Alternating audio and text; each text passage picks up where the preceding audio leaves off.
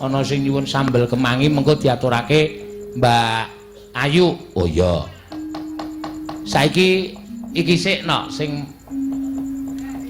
sapa? Nangka blonyoh iki nok. Nangka blonyoh. Iki parapane akeh banget ana nangka blonyoh, Bagor Brand. Ayo medun. Iya. Mbak Tatin Lestari Andayani dalam kurung nangka blonyoh. Kok nangka blonyoh. Kuwi sing marapi udu aku kok, sing marapi wong-wong kok. Nah aku ora tau marapi dhek ora tau blas. Nangka blonyoh Bagor Brand. Iya. Nek kula nangka blonyoh terus betone sepira? Mongko aku ora ndek beton lho. Aku ya ora ndek beton. Kok kowe ngomong karo aku? Lah sing muni nangka blonyoh sapa? Aku, ning aku ya ora ndek beton. Aku duwene pongge. Pongge ora. Aku ya ora ngonekke kowe kok ngomongke wong sing domong kok. Kok ndur nesu karo aku. Ya ora nesu maksudnya lho. Lisae lagi munggah disanjung-sanjung aku rung munggah lho wis dunekke nangka blonyoh. Aku sing nyanjung Lisae sapa? Wong aku ya ngonekke Lisa mbiyen sadurunge tak temui wah. Ya kan terakhir. Rambute berintik. Iya. Nek saiki pancen mundak ayu, mundak kopen. Wis iso perawatan saben dina. Lah nek aku seminggu pisan facial. Nek kowe facial dicetet apa? Lah emang nek facial dicetet. Ha iya no iki lho lemak-lemak iki dicetet ngene iki men resik raine.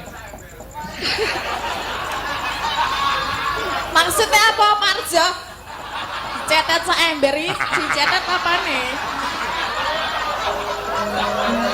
Kudu aku lho. Lah iya kae sing kenong kurang ajar.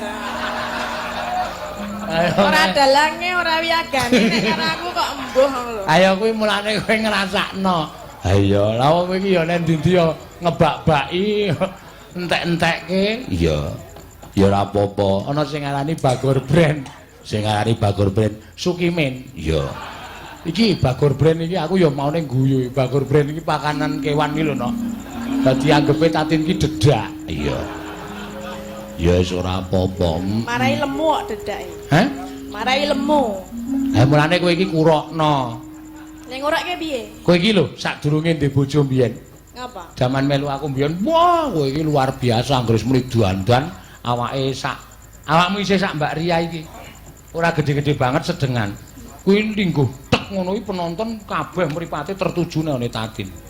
Oh. Saiki wis beda. Saiki sing do ngrasani iki kae sik Tatin sing digawe. Oh, kok lemu batu ngono. Sing do omong iki, oh kok dadi semono to saiki? Ngono. Lah ya kan sepira?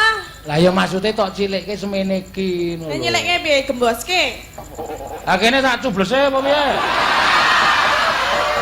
Duwe dom apa? Hah? Duwe dom apa piye? Pring.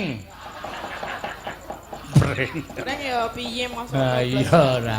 Yo. Ora jane jenengan ki ngopo ya kok ngelek-elek aku terus ki ngopo? Ora apa-apa, ora elek-elek kok. Kok gek cinta tapi tak tersampaikan.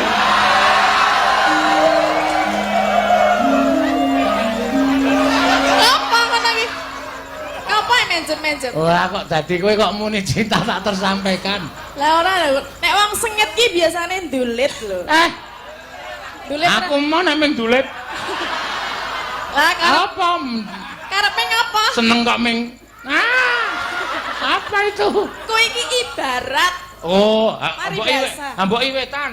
Hah? Mbane ibarat mbok i timur. Maksudnya peribahasa no lho, bahasa Indonesia nih. Peribahasa iki ora kuwi. Apa? Peribahasa kok mau piye peribahasamu apa? Sengit dulit. Sengit dulit. Ya kuwi kudu peribahasa, nek peribahasa iki Nek Jawane apa? Peribahasa iki Apa? anu apa jenenge? Air setitik. Air apa? Apa? Air apa? Kok sik to tak mikir. Lho apa jenenge? Nila setitik. Ada susu sebelah enggak? Ya beda tuh kuwi ya. Ayo malah seneng banget.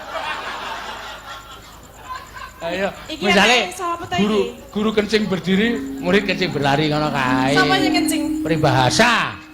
Ya ora cocok nek karo jenenge nek wong sengit ki bakale seneng ora malah susu apa mau.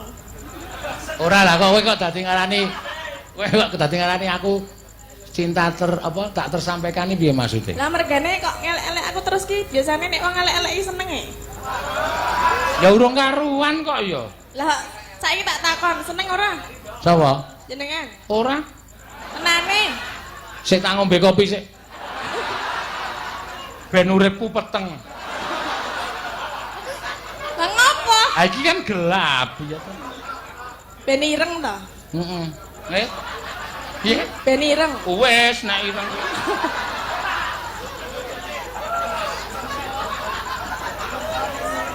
Aku kono kok takon aku ngombe kopi ben ireng. Ha wes. Wes ireng. Mbok diputihke.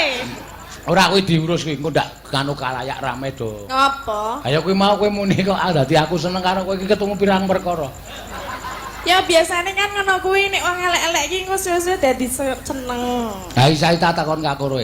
Apa? Nek upama aku, heeh seneng kowe piye? Ya aku gak mau lah. Lah ya wes. Itu namanya bertepuk sebelah tangan. Ngono lho. Leo, saiki piye arep seneng nek bendina dunek-onekke? Dunek-onekke iki ora perkara sengit lho, Din. Berarti seneng? Ora. Hah? Piye to? Oh, jangan GR.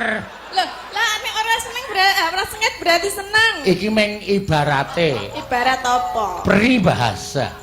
Ngene lho maksude, aku unek-unekke kowe iki mergo aku iki perhatian karo kowe. Kowe iki aja kelemon, kowe aja kebangetan lemu sing rada kuru sithik. Nah, perhatian itu tanda apa? Lho perhatian ya, perhatian iki oke banget kae. Gondolan kae perhatian banyak anak-anak jalan. Jangan ngebut ngono kae ya oke. Nah, perhatian nek aja lemu-lemu. Ya ora apa-apa kok. Aku ngeman karo kowe kok. Wong Jajal, lemu ki. Piye? Nek ora seneng jajal tak gandrung, seneng ora wera aku. Ah kok kowe iki bendina gandrung kowe. Lah, Kok sithik to? Kowe iki aja kok nggayuh dalang. Lah ngapa? Karo kamerawan kowe ditolak kok. Nek mergane kan kae meng ngapusi kae jenengan kae padha jenengan lho. Apa? Atine meng dondo bos Do. kabeh. Do, ngadeg kok do. Ngadeg kok tak Ngadeg, buat. Do. Iso ngadeg ora kowe, Do? Ah, karo kae kowe ditolak kok. Monggo kae nek omong gagap. Nah. Lah ya aku lega nek karo kae, umpamane dadi. Oh nek karo kae berarti geleme. Ngajak piye? Geleme ro sapa?